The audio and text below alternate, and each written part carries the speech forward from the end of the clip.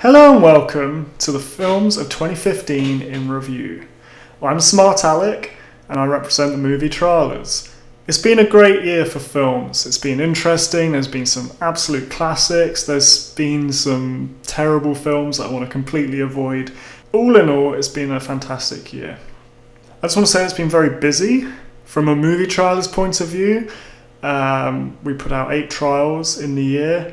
And I'm looking to expand the channel now with actual video footage, with reviews, top 10 lists, and discussions about all sorts of topics. I'm going to be bringing in friends and people who just have a passion for films, who have something to say. And watch this space because a lot's going to happen.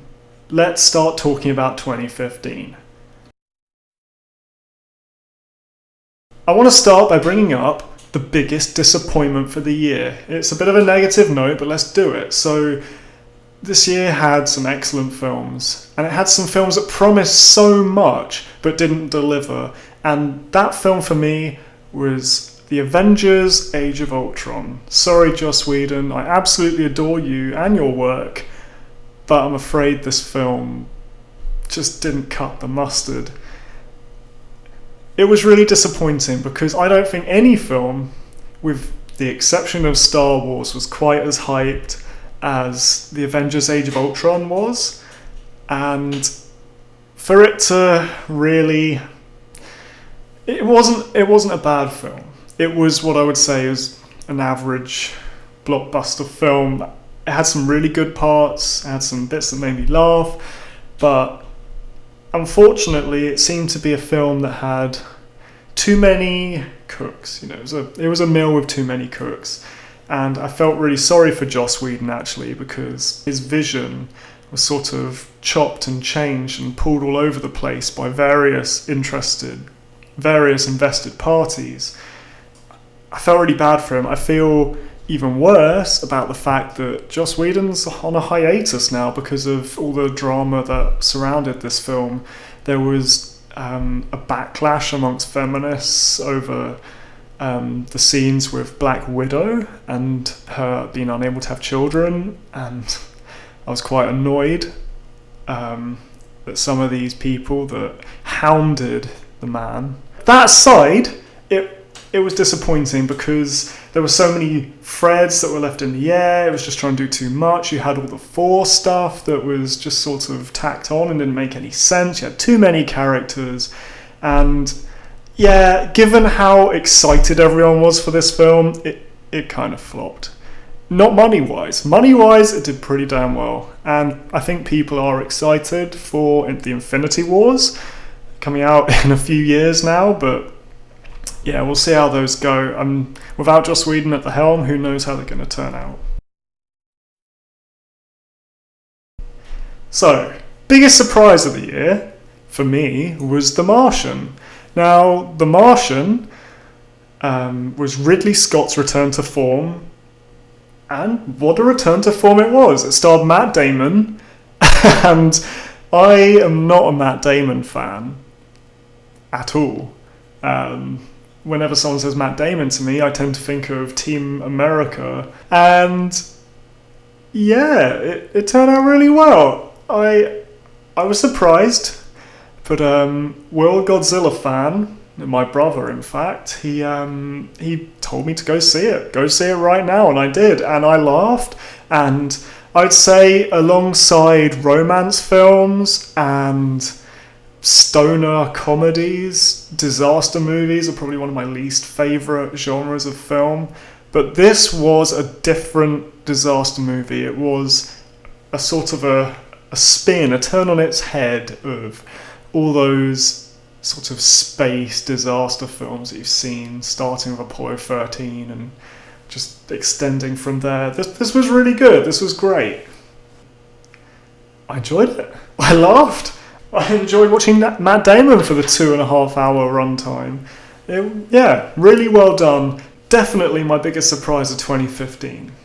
So I also wanted to do a best and worst of the year. Now, I've had a busy year. I haven't been able to see as many films as I would like, I'm yet to see Inside Out, and I'm yet to see The Hateful Eight, because in the UK that was only released in January. So we've had to wait a little bit longer to see that, but I love Tarantino. I'm looking forward to The Hateful Eight. So if those are missing, I apologise, but I haven't seen them, and I'm not going to put them in here just for the sake of it. I'm only going to put one film as the worst of the year. I have avoided films that I know are going to suck. I don't understand why people will willingly go and watch 50 Shades of Grey when they know it's shit. That's stupid. Don't give these people money. If you want films to be good, don't see 50 Shades of Grey. Simple as that. Okay. Worst film of the year! Jurassic World. Jurassic World was the worst film that I saw this year. I gave it a 3 out of 10 on IMDb, and I'd give it a sort of an iron rating. That to me is a film that probably was better off not being made.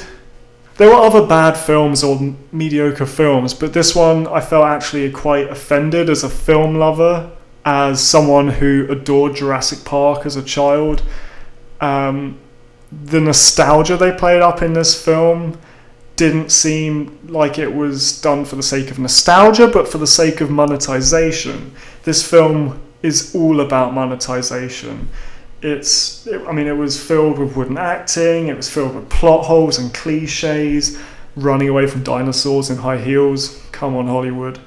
There was just no emotion about the film. It was just full of product placement from top to bottom. It was almost everything I hate about Hollywood wrapped up in one film. And, it was kind of Transformers level. It was just sort of an exploitation of people's nostalgia for the sake of making money.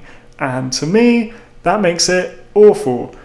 There weren't many redeeming features about this film. I hated the idea of bringing in fake dinosaurs. There's thousands of dinosaur species out there. They could have done something more interesting, I think. And yeah, it was just a sort of soulless roller coaster ride that it was bad. The whole raptors being the future of weapons.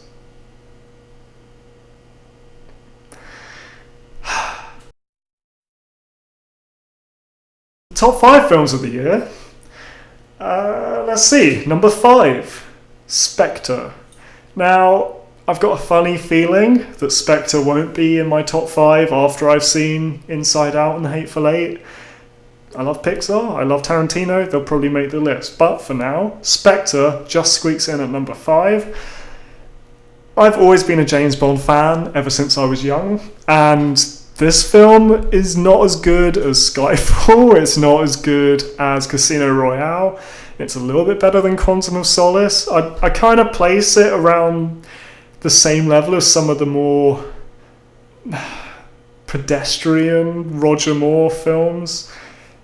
It was a bit silly, it was a bit cheesy, it was a bit over the top. I didn't really like it as much as some people.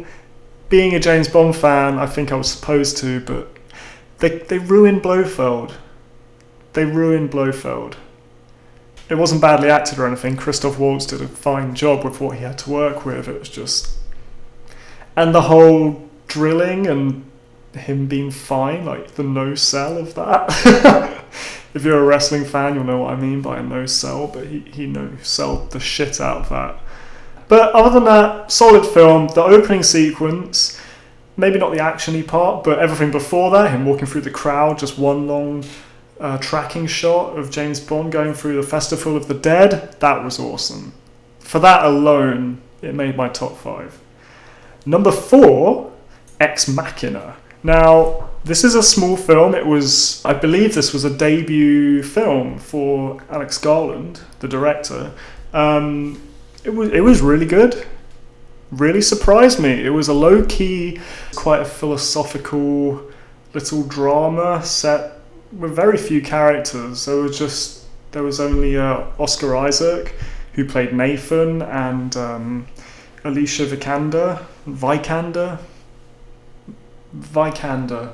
who played Ava. Now, Domhnall Gleeson, He wasn't my favourite in this film. I'm not a big fan of Donald Gleeson. I don't know why, he just doesn't do it for me. But solid film, really interesting. Can't wait to see what Alex Garland does next. And Oscar Isaac made me into an instant fan. He wasn't meant to be the protagonist in this film, but I was rooting for him the whole way. I found him absolutely hilarious. He was brilliant. And the dance. Number 3, The Martian. Now, The Martian was probably actually the second highest rated film of the year for me, but personal reasons mean that I'm putting it at number 3. I've already spoken about it a bit. It was a big surprise.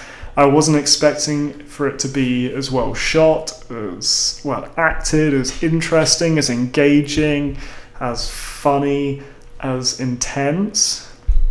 Yeah, it had a few moments where it waned a little bit, especially 2/3 of the way through, and you had to suspend your disbelief somewhat near the end, but really solid film. It was great to turn some focus to NASA and space exploration, because those are big deals for the human race. Around the time that there were discoveries on Mars as well, it was really well timed.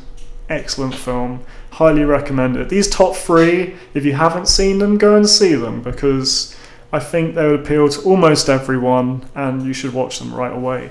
So, with that said, number 2, probably there isn't anyone who hasn't seen this film, Star Wars The Force Awakens. I think, like many film fans, film fanatics around my age, Star Wars The Force Awakens is a big deal. Star Wars is a big deal because nothing creates film fans of this generation like Star Wars did.